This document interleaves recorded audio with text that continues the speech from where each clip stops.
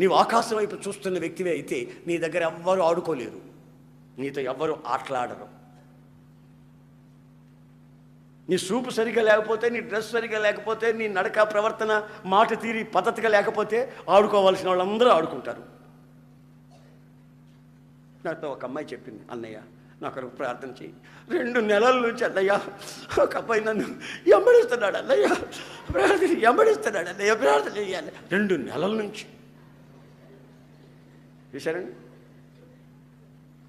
నేను అన్నాను, ఒక్కరోజు అట్లా ఎంబడించంటో, రాయ్ ఎవడా నువ్వు, ఏమనుకున్నావురా, ఎవరు అనుకున్నావు అని ఒక్క మాట అన్నావు అనుకో, ఇక వాడు వస్తాడండి. రాయ్ ఎవడా నువ్వు, ఎవరనుకున్నావు అని ఒక్క మాట అంటే, అట్లా ఎందుకంటావు? ఆడొచ్చి నీ పేరు ఏమిటంటే, నా పేరా అన్నావనుకో, నీ పేరు, నీ పుట్టు పూర్వత్రాలు ఇవన్నీ కనుక్కొని అన్ని వ్యవహారాలు తెలుసుకొని నువ్వు ఎక్కడుంటే ఆడికి వచ్చి నిలబడి ఉంటావు. నీకు ముందే లూజు మైండు,